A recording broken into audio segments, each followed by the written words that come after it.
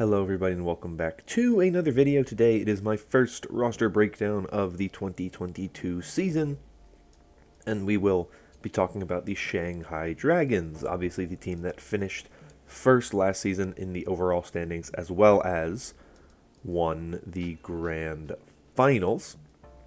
A couple things I want to talk about before we get into this video, as we are going to be having a lot of these over the next couple of months. Next several weeks, of course. I just want to kind of cover one kind of general thing that will be the key for all of these videos going forward. So just to make sure everybody understands where we're at. For these videos, I'm going to go from the number 1 ranked team and end with the 20th ranked team. So we're going to go in order, 1 to 20. So it's Shanghai this video. Friday, you'll get the video in Dallas. Next Monday, it'll be the one in Chengdu. Then it'll be the one in the Gladiators, and so on and so on and so on. I will talk about the rosters as they are right now, as of me recording the videos. Obviously, there could be things that change, and so when things change, I'll talk about those later on in the power rankings. When we get to right before the season starts, we'll talk about them. But for now, we're just talking about the rosters as we know them now, and any leaks or rumors relating to the rosters, I will bring up if it's from a source that I think is a pretty trusted source. So someone like Halo of Thoughts, if he has a rumor about a roster, I'll take it as true until we're proven otherwise, just because he has a good track record, and I don't really see many roster moves happening at this point in time that are so serious that I don't really think I'll be able to talk about them. So that is the thing of note for this one. And obviously some of the rosters aren't fully finished yet. They won't be fully finished. They don't have to have their full roster until March 1st, but I'll be making videos well before then. So like I said, when the power rankings come around, we'll talk more about that. Some teams may announce players between now and then, but most teams have at least 5 players. Well, all of them have at least 5 players. Most of them have enough that we can make out their roster. So yeah, that's it. Those are all the kind of pre-warnings, bits of information before we get into it that I wanted to talk about. So let's jump in now and let's take a look at the Shanghai Dragons. So I'll pull up their current active roster as of January 17th, 2022. They have 3 DPS players, Fleta, Lip, and Who Are You? They have Izayaki and Lee Jae-gon on their support line.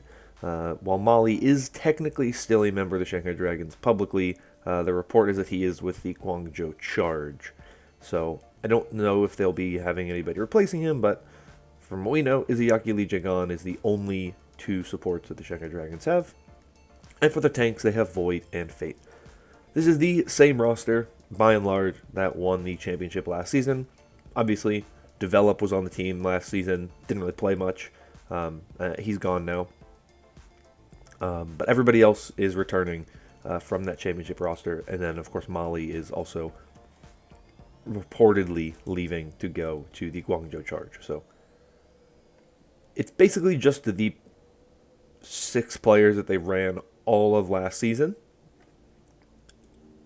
And Who Are You?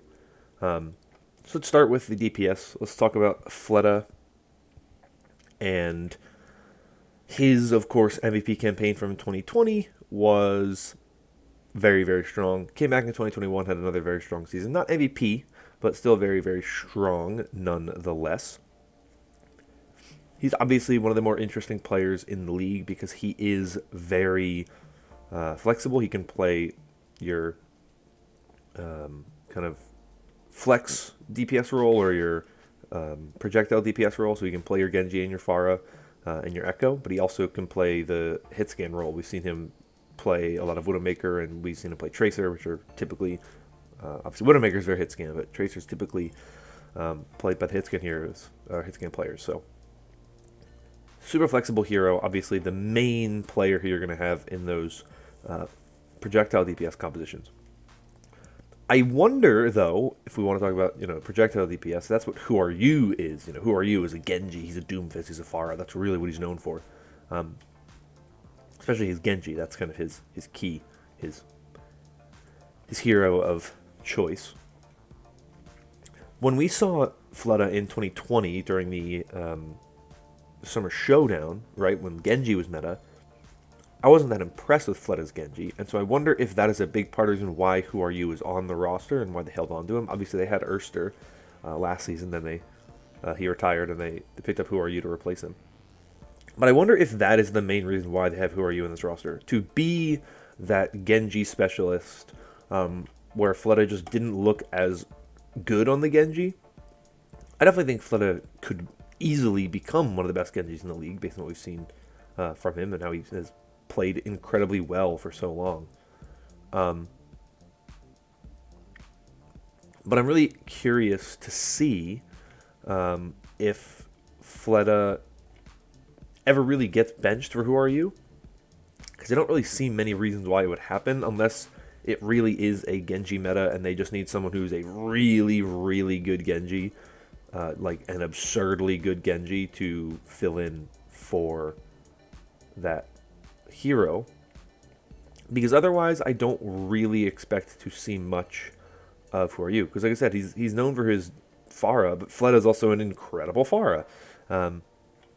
And Tracer, why would you put Who Are You on a Tracer when you already know Fleta has a really good Tracer? So I don't really expect to see much Who Are You this season. I think we'll see more of him this season than we saw last season, just because I think that Shanghai has more... they kind of know what they are at this point in time, and I think once you've won the Grand Finals, once you've gone that distance, I think you make more effort to utilize your full roster. And Who Are You was never with the team last season. He was obviously in Korea when the team was playing in China.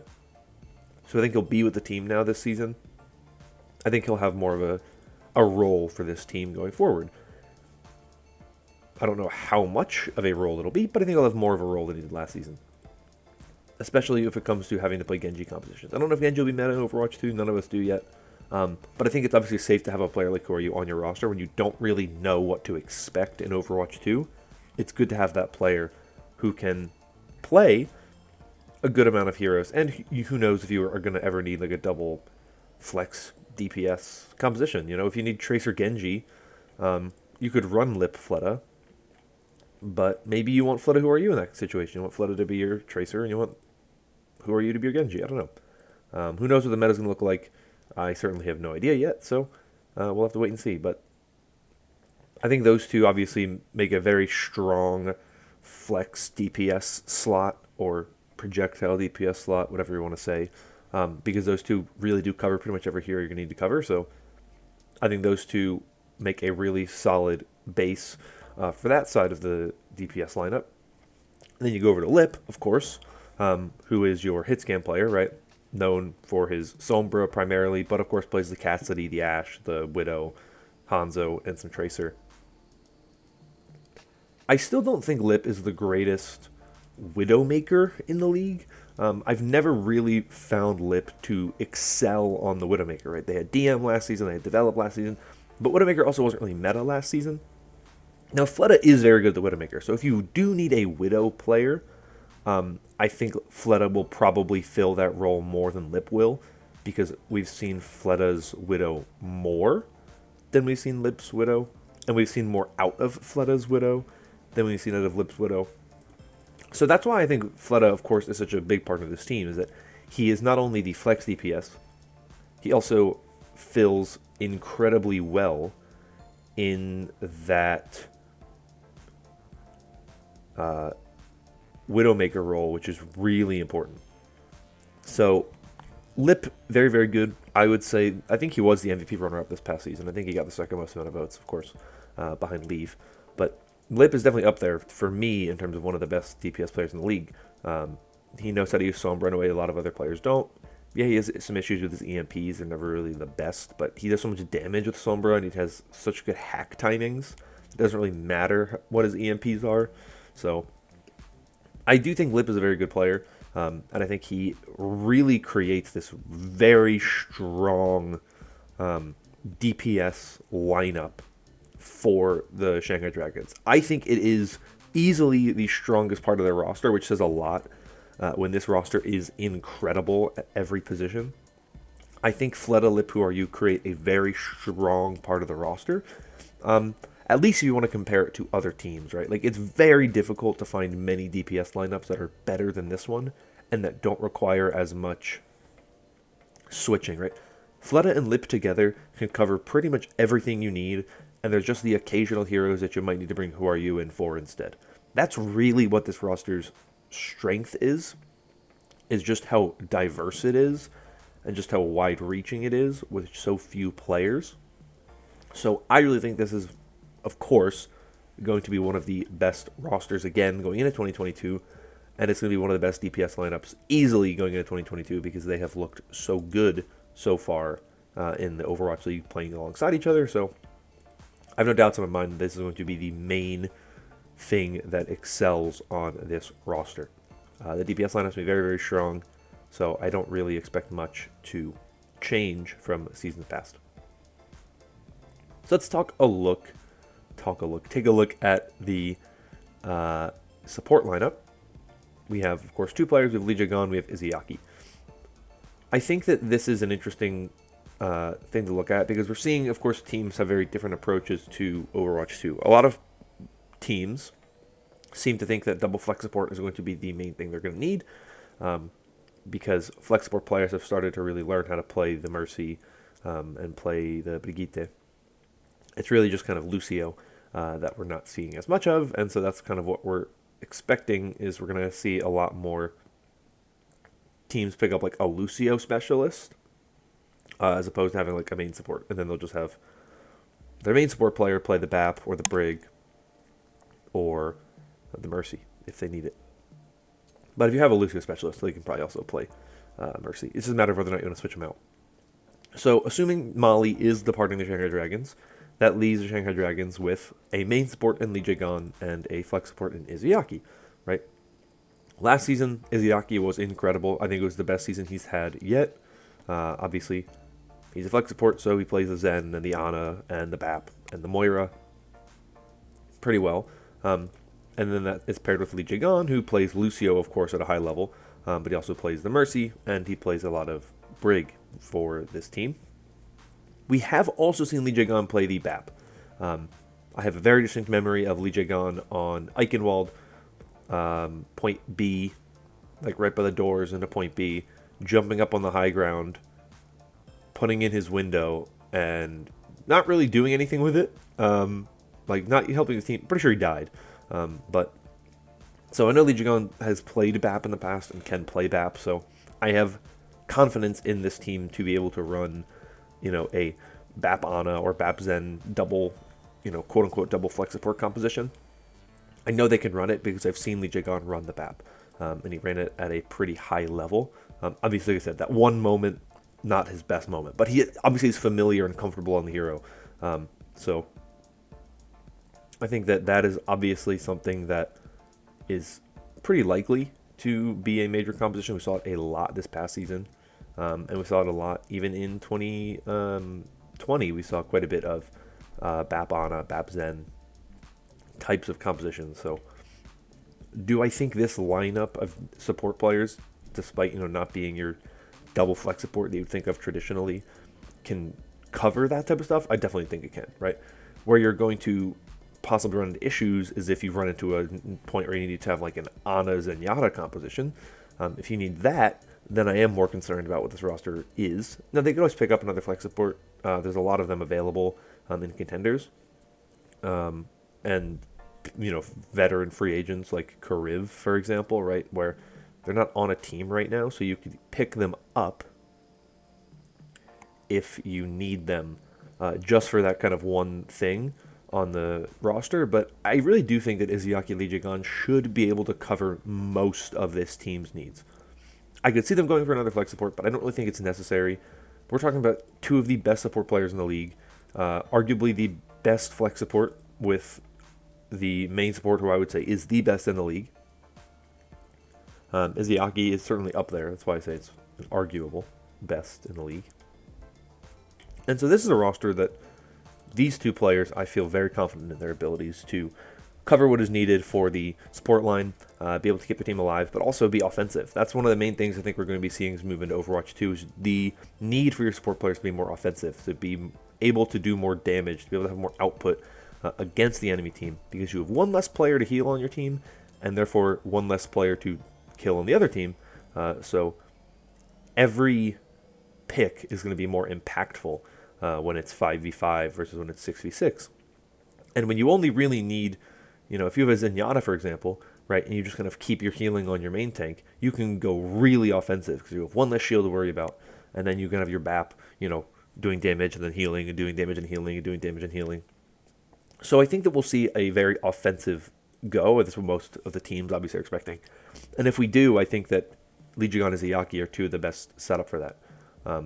So I have a lot of faith in that support line. So I do really think that we are going to see a very, very, very strong performance from this Shanghai Dragons support line and this overall Shanghai Dragons squad. Obviously, the defending Grand Finals champions, they should look good because they were so good last season. The chances of teams quickly catching up to them this season, I think, are pretty low. But who knows? There are some other very good teams this season. So we'll have to wait and see. Moving on finally to the tanks. Of course, we're moving into Overwatch 2, which means 5v5, which means only one tank will be on the field at any given time. And I do think that does hurt some of the teams out there. Teams that are rebuilding for Overwatch 2, I think, benefit from this change, of course, because they don't have to focus as much on finding two right tanks early on. They can just get one really good tank player that they believe in and then fill in the gaps later on. But if you're a team like Shanghai or like Dallas, who had a really good season last season, and you have two really solid tank players, I think it is going to be a little bit of a hindrance to them to not be able to field both of them, right? Because Fate and Void were both incredible last season. Now, the thing where you are lucky with Fate and Void is that they cover every tank hero. Who knows if there will be new tank heroes when the season begins. I don't think there will be. I tend to think that we won't see new heroes at the beginning of this Overwatch League season. Maybe as the season progresses, we'll start to see them start getting sprinkled in. But I just think that they're going to wait on that. I think they're going to make that less of a thing early on and more of a thing later on, because that just seems like the smarter choice. But I could be wrong. But you do get everything, right? You can get every tank hero on this roster if you have Fate and you have Void. Fate's got your Winston, your Orisa, your Wrecking Ball, your Reinhardt. Void's got your Diva, your Sigma, your Zarya, and your Roadhog, right? So it comes down to really what the meta is, of course, and what the compositions are. I've always been of the mindset with tanks in the past, and maybe this will change for Overwatch 2, but, I've always been of the mindset in the past that you can't just change your tanks in a rotation all the time, because it just ends up being really bad for your team synergy, right? And so if one map they have Fate in and one map they have Void in, it could be bad for synergy. But I also think that with the way that Overwatch 2 is going, we kind of have to throw some of those preconceived notions about what tanks do and how to successfully build a team composition. Those things are going to have to throw out. Because for so long, we've kind of had this same game. This is a new game now. We don't know if that's going to be the way it is. I tend to think it probably will be somewhat true, that you don't want to change some of that stuff out. But with a team like Shanghai, where they have had Fate and Void for a year, and they've been playing with these players for a year, I don't really think a lack of synergy is going to be the issue in those types of situations. Rather, it would be flexibility. So it really comes down to, could Void flex over to Winston or Orisa if needed? Or could Fate flex over to Diva or Zarya if needed, right? Now, I think Void flexing over would be a little bit easier than Fate flexing over, because the off-tank heroes, I think, are way more mechanically challenging, typically, right? Like, main tanks are a lot more about smart play and positioning. Off-tanks are about smart play as well, but they also have a lot more mechanical elements to them, right? And a lot more, balancing cooldowns, how you would approach certain things, We've obviously seen Roadhog be main tank before, so I'm not too concerned about Fate being able to pick that up. But I'm curious to see how teams pick up this change to one tank, because it's going to be very, very different, and it's going to be very interesting to see how good teams from last season adapt to this change, and which tank players tend to get more playtime when the meta is only going to allow one tank. And it seems like, from what everything we've kind of gotten from the pros who played it, it seems like D.Va's really good. Reinhardt and Winston are pretty good. Zarya's not very good. I don't think Roadhog had kind of this really strong look to it. But if it's a more brawly type composition, I really think that we're going to see a ton of Reinhardt. And we're probably going to see a lot of D.Va. So that would probably require a lot of switching. And it could be a map-to-map thing. But also, you don't really want to be stuck into only being able to play D.Va or only being able to play Reinhardt. So that's really my main concern for this team and for a lot of teams, is what is the change going to be with the way the tanks are changing.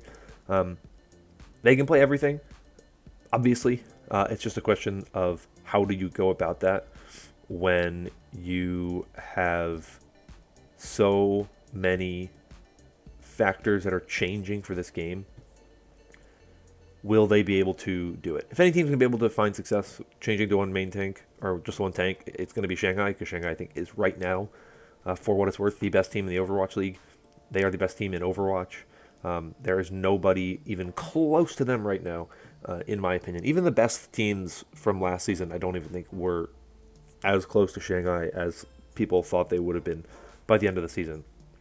I think Shanghai was just so much better than everybody by the end of the season. It wasn't even really fair. So that's my overall thought on this roster. I think this is a strong roster. I think it's a very solid roster. I think this is probably still the best team in the Overwatch League at every level.